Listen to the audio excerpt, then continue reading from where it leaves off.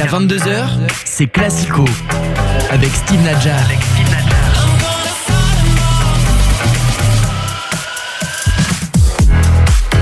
Bonsoir à tous, bienvenue dans Classico, votre émission foot sur Radio J. Merci de nous rejoindre comme tous les lundis soirs. Vous êtes de plus nombreux à le faire et nous vous en remercions. Notre carré magique du soir est déjà chaud comme la braise. Maître Benjamin Criet, bonsoir. Bonsoir à tous, bonsoir la France. Avocat en droit social. Tout Benjamin, à part là tout, comment ça va? Écoute, c'est magnifique. Moi, samedi soir, j'ai vécu une soirée de rêve. Franchement, j'ai vu l'un des plus beaux matchs de ma vie. On a trouvé un piston droit. On a trouvé un piston droit. On a les plus beaux attaquants du monde. C'est magique. Ce sera le sujet de ta plaidoirie de tout à l'heure. Bonsoir également à Alexis Vizan, monsieur Yvan Le Bourgeois de Classico. Salut Alexis. Bonsoir à tous. Ancien responsable commercial à Sports 5. Alexis, note pour Kylian samedi? 10 classique, toi aussi. 10 classique, mais non, c'est bien, ça montre qu'il est dedans surtout parce que se motiver pour des matchs comme ça à la base c'est pas facile.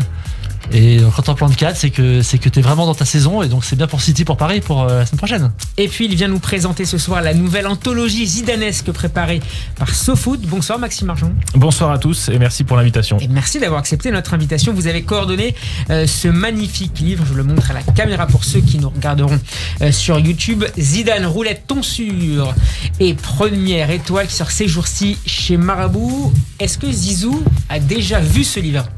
Je ne pense pas, je sais que son neveu qui travaille au Z5 a demandé le livre, mais je ne pense pas que Zidane... Z5 c'est les Urban. C'est l'Urban que Zidane a monté en banlieue d'Aix-en-Provence et donc je sais que son neveu Mehdi Zidane a demandé le livre, donc je pense qu'il va très vite savoir qu'il y a un livre qui est sorti sur lui. Mais il n'est pas au courant? Non, il n'est pas au courant, non. Zidane n'aime pas trop qu'on écrive sur lui, donc on n'a pas essayé de le solliciter. D'accord. Voilà. Chers auditeurs, vous pouvez nous écouter sur radioj.fr et sur l'application Radio Player France. Pour la vidéo, rien de plus simple. Rendez-vous sur la page YouTube de Radio J, Classico épisode 45. C'est parti, direction le Qatar.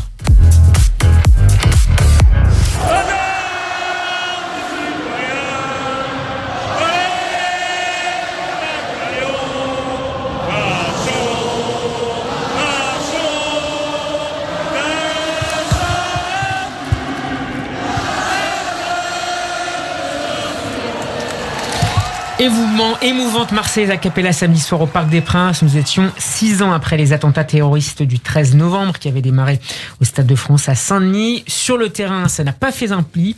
Large victoire des Bleus 8-0 contre le Kazakhstan. Billet validé pour la Coupe du Monde 2022 au Qatar. Un mot d'abord peut-être avant de parler du match, un mot d'abord sur le choix du stade. Est-ce que vous étiez content de revoir les Bleus au Parc des Princes? Bien sûr. Ça fait plaisir de revoir les Bleus dans un vrai stade de foot. Il n'y a pas que le Parc des Princes d'ailleurs. À Strasbourg c'était le cas, à Nice c'était le cas, à Marseille c'est le cas. Voilà, c'est vrai que le Stade de France est un stade froid, distant, avec la piste d'athlétisme au milieu. On n'arrive pas à faire vivre ce stade, avoir une vraie ambiance, une vraie cohésion. Donc oui, ça fait plaisir de voir l'équipe de France au parc. Ouais. Maxime ? Ouais, je suis d'accord aussi. On a un article aujourd'hui sur sofoot.com de la part de Nicolas Smartov, un de nos journalistes, qui est pour le retour. Et en fait, il fait le parallèle aussi avec le rugby. Il y a l'équipe de France de rugby qui a joué à Bordeaux. On a vu la ferveur, un super stade. Alors c'était la Géorgie, c'était pas non plus les All Blacks. On verra la semaine prochaine. Mais c'est vrai que j'aime cette ambiance de stade. Alors que le Stade de France s'appelle Stade de France, mais j'ai l'impression que c'est pas tellement un stade de foot en tout cas, c'est sûr. Donc j'ai beaucoup aimé moi le fait de revoir l'équipe de France au Parc des Princes. Alors moi je suis pas d'accord avec tout ça, même si c'est bien de voir l'équipe de France dans des stades différents du Stade de France. Et c'est vrai que je me suis demandé pourquoi le Parc des Princes et pas Strasbourg, Nantes ou autre, parce que c'est vrai que on voit que c'est beaucoup en province, c'est des super ambiances. Et d'ailleurs même les chiffres, j'ai entendu que Noël Le Graët voulait pas reconduire le contrat avec le Stade de France pour l'instant. Donc ça sera sûrement un sujet économique. Le renégocier, donc voilà, c'est sûrement un sujet économique à étudier. Moi, le Stade de France, c'est un stade de grands événements, donc c'est sûr que pour le Kazakhstan, c'est difficile de le remplir. On a quand même des bons souvenirs au Stade de France. Moi, j'aime bien ce stade. Et le Parc des Princes, j'adore le Parc des Princes, mais pour l'équipe de France, c'est toujours compliqué, Je me souviens, sans parler du France-Bulgarie classique que j'aime bien mettre en avant, mais il y avait même eu l'Écosse. En éliminatoire, on perd 1-0 sur une cagade de Landreau. Si je dis pas de bêtises, donc. Mais en termes d'ambiance, c'est difficile toujours d'avoir une ambiance au Stade de France. Je sais pas si vous avez vu ça. Ouais, j'ai vu ça. Et là, au Parc des Princes, même s'il y a moins de monde. Mais c'est vrai. Mais pourquoi ? Parce que le Stade de France, le problème, c'est que ça, c'est français. C'est que quand on construit un stade, on veut faire plaisir à tout le monde. Donc il fallait que le Stade de France, ça soit un stade de foot, c'est pour la Coupe du Monde, mais quand même qu'on puisse en servir pour l'athlétisme. Donc en fait, en faisant d'entre-deux, c'est sûr qu'il y a des pour manques. Les concerts aussi. Pour les concerts. Il y a des concerts. Qu'est-ce qui manque là-bas ? C'est parce qu'il manque finalement un club à domicile et qui avec des supporters habitués à venir toutes les semaines et donc à mettre de l'ambiance, c'est ça ? Ou c'est simplement l'architecture du stade qui est un peu différente ? Un peu plus froide peut-être. L'architecture, vous l'avez dit tout à l'heure, il y a une piste d'athlétisme et puis personne n'a réussi. C'est la maison de personne en fait. Enfin, ça devait être la maison de l'équipe de France. Ça l'est de fait parce que heureusement on a gagné la Coupe du Monde en 98 juste après, mais ça a jamais pris. En fait, le mariage a jamais pris. Et c'est ça qui est assez bizarre. J'arriverais pas trop à dire si c'est l'architecture. C'est vrai qu'elle est un peu ouverte aux quatre vents, alors que le Parc des Princes, quand tu rentres dans le Parc des Princes, t'as quand même. Enfin, moi je me souviens petit, emmené par mon père, t'as une impression quand t'arrives dans ce stade. Ça te prend au ventre, alors que le Stade de France, ça m'a pas fait ça, moi, par exemple. En fait, le public de l'équipe de France, c'est pas un public qu'on retrouve forcément toujours dans les stades.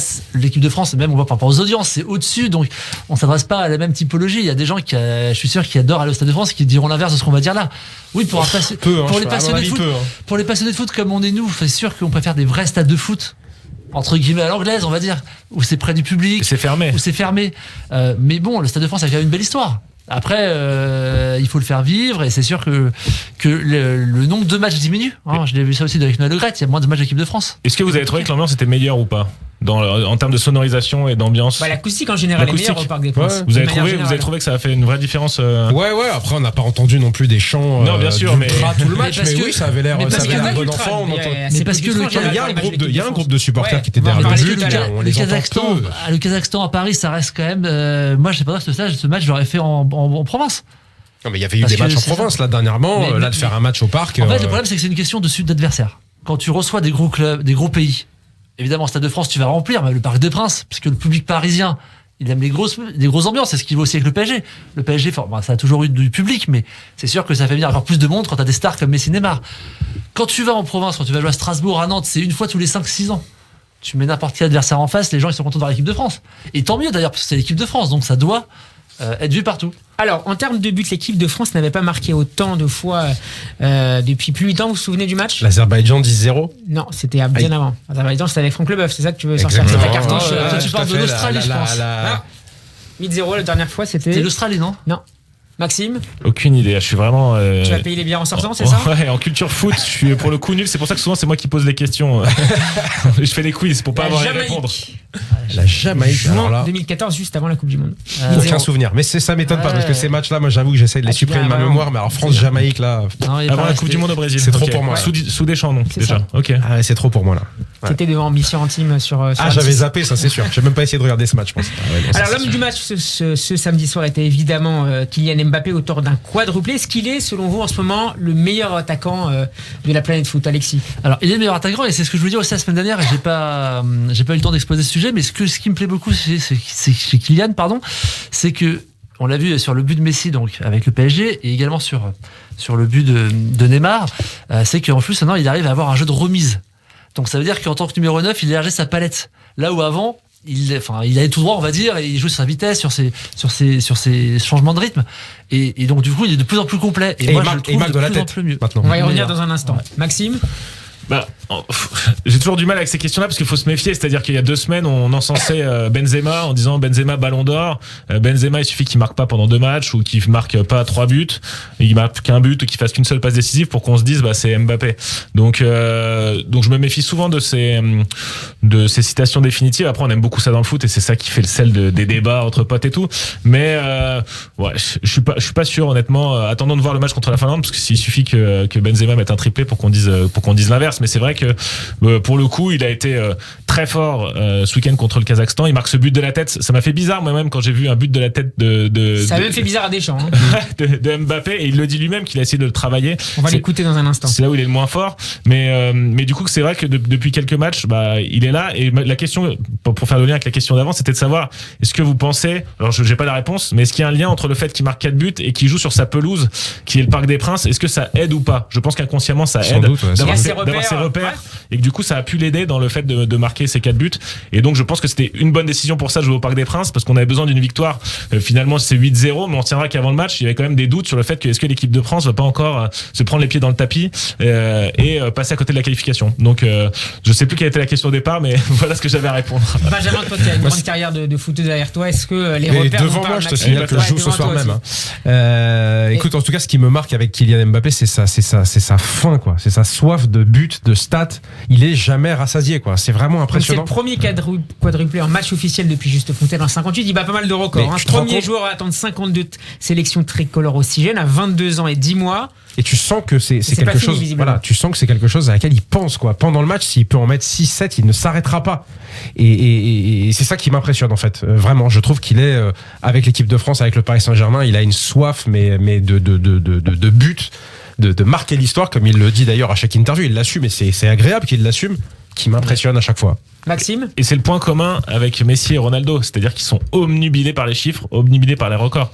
Si Messi est venu au PSG, c'est parce qu'il veut plus de Ligue des Champions que Cristiano Ronaldo. Il va encore plus marquer l'histoire. Il s'est dit que le PSG. Messi, tu crois que c'est ça aussi ? Ouais. Ah ouais. C'est un fou. Ouais, des quelques conversations que j'ai eues avec des gens du club ou des gens proches du club, c'est. Après voilà, ils sont plus ou moins proches, donc ils ont pas la vraie info, mais ce qui se dit, c'est que c'est un fou de record qui veut tous les faire tomber, qu'il est omnubilé par l'histoire. De toute façon, pour tenir aussi longtemps à ce rythme-là, t'es obligé d'avoir cette motivation, cette faim, ce moteur-là qui te dépasse. Bien sûr. Donc c'est bon signe que Kylian Mbappé l'est, parce que ça veut dire qu'il va durer pendant toutes les années et qu'il va vouloir battre les records de Messi et Cristiano Ronaldo. Et en même temps, il a eu un joli geste à la fin du match avant de sortir en offrant le 5e but à Griezmann. Offert le 5e but, on ne sait pas ce qui s'est passé. Il a ramassé le ballon qu'il lui a donné. Ça se trouve, c'était.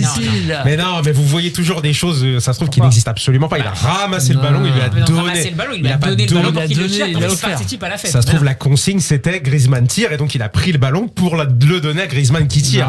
Franchement, non, c'est pas ça. Non, pas du tout. Mais vous avez toujours une vision angélique des choses. Ouais, non, mais il a donné, mais c'est bien. Vous êtes angélique, qu'est-ce que je te dis ? Après, quand t'as mis 4 buts avant, c'est plus facile de donner aussi. Évidemment. Mais ça, pas de quoi en rajouter. 5 buts, c'était vraiment historique pour le coup. Et là, il battait un nouveau record. Et à mon avis, il le savait pas. Il savait qui était Juste Fontaine. Il savait qui était Juste Fontaine, ouais. Tu plaisantes, j'espère. Non, je posais. Il savait, ok. Non, ok. Maxime, tu voulais dire quelque chose ? Non, justement, c'était par rapport à ce que tu disais, c'était de savoir est-ce que s'il y avait eu 0-0 ou 1-0, est-ce qu'il aurait donné ce penalty ? Je pense pas. Donc c'était plus simple. Mais c'est vrai que en pareille occasion, on a pu le voir ne pas donner de tir au but. Et donc bon, on peut noter quand même qu'il l'a donné, quoi. L'histoire retiendra. Il a ramassé le ballon. Bon esprit de Kylian Mbappé. On va l'écouter justement, Kylian, juste après le match au micro d'M6. Il parle justement de son jeu de tête un peu plus efficace samedi dernier. Non, hier j'ai marqué de la tête à l'entraînement avec mon cache-cou et il criait à la chance. Donc c'est un coup du destin. C'est vrai que voilà, j'ai pas un grand jeu de tête, mais voilà, depuis cette année j'ai beaucoup progressé déjà. C'est pas encore un jeu de tête de haut niveau, mais ça commence à correspondre un peu plus à ce que je veux devenir. Donc voilà, je vais continuer à travailler pour en marquer d'autres. Alors, il a déjà marqué 3 buts de la tête cette saison avec le PSG et l'équipe de France. Et le Parisien nous apprenait, je ne sais pas si vous avez vu ça, nous apprenait ce matin qu'il s'était beaucoup freiné dans son jeu de tête ces dernières années à cause de 2 commotions cérébrales. Une avec Monaco en 2016, puis avec le PSG en 2018, lors d'un choc avec Anthony Lopez. Ah, ouais. Ça l'a marqué le Parisien. Est-ce que ce jeu de tête, c'est un axe de progression, à votre avis, important pour qu'il complète sa panoplie de grands attaquants, peut-être le meilleur de la période? Clairement, si je reprends encore les 2 exemples, à savoir Messi et Cristiano Ronaldo, on est obligé de le comparer à eux. C'est-à-dire que Cristiano Ronaldo, il a un jeu de tête qui est absolument phénoménal. Il reste en l'air grâce à toutes les séances physiques qu'il fait. Il arrive à rester en l'air. On a l'impression en lévitation, et ce qui lui permet de marquer beaucoup de buts. Et j'ai le souvenir pour Messi, j'essaie de me souvenir sur Messi, cette tête. Il marque une tête contre Arsenal en finale de la Ligue des Champions. Manchester, pardon, ouais. Merci de rectifier. Contre Manchester, où au final, je crois qu'il retombe, et après, il y a sa chaussure qui tombe et il porte sa chaussure. Et c'est vrai que même Messi a marqué un but notable, du coup, en finale de Ligue des Champions, de la tête. Donc je pense que c'est très important pour lui, s'il veut vraiment, il ne veut plus avoir de critiques, ou qu'on puisse plus émettre dans ce genre d'émission de critiques à propos de son jeu, je pense. Et aujourd'hui, c'est vraiment l'un des attaquants les plus complets du monde. Si tu veux essayer de comparer avec... Il est en avance en termes de buts en sélection. Ouais, bien sûr. En avance devant Messi, devant Cristiano, bien sûr, au même âge, bien sûr. Mais aujourd'hui, si tu veux comparer avec d'autres, tu peux le comparer éventuellement avec... du coup, c'est Lewandowski, c'est Haaland, je pense. J'en vois pas vraiment d'autres, mais après, il a à mon avis... Ouais, Salah aussi, mais à mon avis, il a une palette de jeux, effectivement, comme tu le disais, peut-être la seule fois où on va être d'accord qui s'élargit ce soir, qui effectivement s'élargit. T'as raison, aujourd'hui, c'est plus uniquement la vitesse, c'est redescendre, décrocher pour participer au jeu, faire des passes décisives aussi. Il en fait aussi aujourd'hui beaucoup. Et donc aujourd'hui, je pense que c'est vraiment clairement le meilleur attaquant de la planète. De toute façon, je pense que Mbappé sera jamais un grand joueur de tête, et c'est pas ce qu'on lui demande non plus. Ce qu'on lui demande, c'est de savoir la mettre quand il y a besoin de la mettre, comme il a fait. Mais en vrai, mettre en avant le jeu de tête, voilà, il faut qu'il sache les faire, il faut qu'il quand il y a une occasion se présente, qu'il sache le faire, mais c'est pas son jeu et ça sera jamais un Ronaldo de la tête. Autre fait important samedi soir, c'est la formidable entente entre justement Kylian Mbappé et Karim Benzema, le Madrilène qui est devenu le 5e meilleur buteur de l'histoire des Bleus, dépassant samedi soir David Trezeguet avec 35 buts. Est-ce qu'on a affaire au meilleur duo d'attaquants de l'histoire des Bleus? Si vous avez des souvenirs de Papin Cantona ou de Trezeguet-Henry, même s'ils n'ont pas beaucoup joué ensemble tous les deux. C'était Henri Anelka. Difficile à dire, hein. C'est vrai que là les exemples sont bons. Henri Trezeguet n'ont pas beaucoup joué ensemble. Et après dans les années 80, je pourrais pas. Bon, il y a Lacombe, mais il y avait Platini, c'était pas toujours avec deux attaquants devant, ou en tout cas ils n'ont pas fait une carrière ensemble. Est-ce qu'on considère que Djorkaeff a joué un peu attaquant parfois avec l'équipe de France ou pas? Je pense qu'il a déjà joué. Bien sûr. Ouais, bah. J'aurais du mal à dire pareil d'un avis définitif que c'est les deux meilleurs, et encore une fois ça a mis du temps, il y a eu beaucoup de critiques. Encore une fois, c'est contre le Kazakhstan, on va arrêter de s'enflammer, on verra au Qatar et lors des grandes compétitions. Mais après on l'a vu déjà contre l'Espagne en Ligue des Nations. Ce qui est quand même intéressant déjà, c'est qu'ils veulent jouer ensemble. On a vraiment l'impression que déjà ils ont envie de jouer ensemble, de se faire des passes, de se trouver, et ça je trouve ça que c'est déjà très intéressant, parce que souvent le problème de l'équipe de France et même des sélections générales, c'est que l'avancante star il veut pas partager le trophée et le gâteau, et là justement eux ils donnent l'impression en tout cas de se dire c'est ensemble qu'on va y arriver. C'est ce qui compte aussi beaucoup, je pense, c'est le positionnement de Griezmann, qui permet aussi aux deux d'être clairement les deux attaquants de l'équipe de France, qui se marchent pas sur les pieds. Pendant l'Euro, on avait vu qu'on savait pas où mettre Griezmann à droite, enfin c'était un peu compliqué à mettre en œuvre. Là aujourd'hui, on voit que les choses sont assez claires. Griezmann est un peu en retrait, alors du coup on joue peut-être en 3-4-1-2, peu importe, ou en 3-4-3, mais enfin en tout cas le fait d'avoir fait reculer Griezmann, les choses ont l'air plus claires, et les deux devant. Benzema peut-être recule aussi un peu moins par rapport à ce qu'il a fait. Il vient moins la chercher ce qu'il a fait par rapport à l'Euro, donc ça a l'air quand même. On perd pas un peu de Griezmann pour le coup. Est-ce qu'il est pas en train parfois un peu de se sacrifier? Si, mais en même temps, Griezmann, ça fait longtemps que tu l'as perdu aussi quand même, depuis son transfert avorté au Barça. Griezmann, est-il toujours Griezmann? Tiens, je te donne un titre pour le podcast. Griezmann est-il toujours Griezmann? Tiens, vas-y. Maxime, alors, est-ce qu'il est toujours Griezmann? Simeone a dit qu'il l'a retrouvé, donc moi j'aurais tendance à dire que oui. Moi, je pense que Griezmann, il sera moins décisif devant, mais il sera plus important au niveau du jeu de l'équipe, à redescendre, à être mieux positionné. Il a une expérience que n'a pas Mbappé, même si Mbappé, bon, on a l'impression qu'il même à 18 ans, il avait déjà l'expérience d'un joueur de 30 ans, en tout cas dans la parole. Mais je pense que Griezmann, il va trouver son rôle un peu plus derrière, et je pense qu'il va être très important comme relais aussi de Didier Deschamps. Et Griezmann, c'est un joueur collectif en plus de base. On va dire que c'est un joueur qui sent le jeu collectif. Moi, j'ai eu la chance de le voir jouer à Real Atlético. Je crois qu'on était ensemble, Benjamin. Ce qui était hyper intéressant, c'est que tout ce qu'il faisait, c'était dans le sens du jeu. C'était juste pour le jeu. Et donc ça, c'est très rare. C'est un super joueur, mais on peut pas nier que quand même depuis 2 ans, c'est très compliqué pour lui. Ça, on peut pas le nier. Ça veut pas dire qu'il faut qu'il sorte de l'équipe de France. Le Barça a été un échec, mais justement, je pense que sa réinvention va passer par ce poste un peu moins visible. Pour revenir sur Benzema, est-ce que finalement la seule erreur de Deschamps, ça a été de le rappeler un peu trop tard, juste un mois avant l'Euro? Compte tenu des résultats. Aujourd'hui, c'est ce qu'on peut malheureusement se dire. C'est ce qu'on peut se dire aujourd'hui. Si on avait pris ce temps-là qu'il nous a fallu à l'Euro et à la Ligue des Nations pour en arriver à aujourd'hui, encore une fois contre le Kazakhstan en effet, mais quand même, effectivement, si tu avais pris ce temps avant, peut-être que tu serais arrivé aujourd'hui à la plénitude de leur entente à l'Euro, ce qui est un peu dommage. Intéressante, 27 buts en 80 sélections, donc avant sa suspension, je mets des guillemets, avec un ratio de 0,33 buts par match pour Benzema. Depuis son retour en mai, 8 buts en 12 matchs, 0,66. Bon, il est absolument décisif, quasiment. Ah oui, non, mais il y a pas là-dessus. C'est plus le même Benzema. C'est pas le même. Même au Real Madrid, c'est-à-dire qu'il y a des saisons au Real Madrid, ils se demandaient pourquoi il gardait Benzema, et maintenant tout le monde est là. Parce qu'il jouait pour Cristiano Ronaldo. Oui, il jouait pour Cristiano Ronaldo, mais même ses performances n'étaient pas au niveau, et je pense qu'il y a eu un déclic chez Benzema, même dans l'image qu'il renvoyait en France. Là, on a l'impression d'avoir un père de famille stabilisé, même dans l'image qu'il renvoie sur les réseaux sociaux, j'ai l'impression que c'est plus sobre.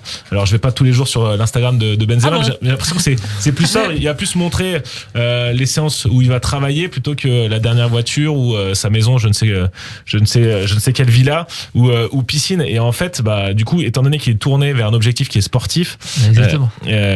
Forcément, c'est aligné et ça devient un des plus grands joueurs de. Là, pour la Coupe du Monde, c'est hyper intéressant parce que c'est vrai que Benzema, qui reste quand même un joueur star pour toute la génération d'équipe de France, parce qu'il a démarré très jeune. Ouais. C'est vraiment l'Euro, ils se sont ratés, mais c'est son objectif ultime. Et puis ils ont tous envie de. C'est loin. Et même lui. C'est encore loin la Coupe du Monde. C'est un an. C'est dans un an. C'est dans un an. Ça va être une Coupe du Monde particulière. C'est dur de faire aujourd'hui des projections sur la Coupe du Monde, je trouve. Mais c'est aujourd'hui tu peux pas. Alors justement, la Coupe du Monde et les 12 mois qui nous séparent de cette prochaine compétition. On va en parler juste après ce petit son. Moi, je fais jamais one shot. Évidemment, c'est une option, comme je vous l'ai dit, et comme peuvent avoir d'autres équipes dans ce système-là. Alors, c'est un rapport de force. Évidemment, aujourd'hui, elle était, à mon sens, pas risquée du tout, du fait que j'imaginais qu'on aurait beaucoup plus le ballon et que, donc, à partir de là, Kingsley, sur son couloir, se retrouverait dans une position qu'il connaît bien, à savoir dans la moitié adverse ou dans les 30 derniers mètres. Didier Deschamps, après le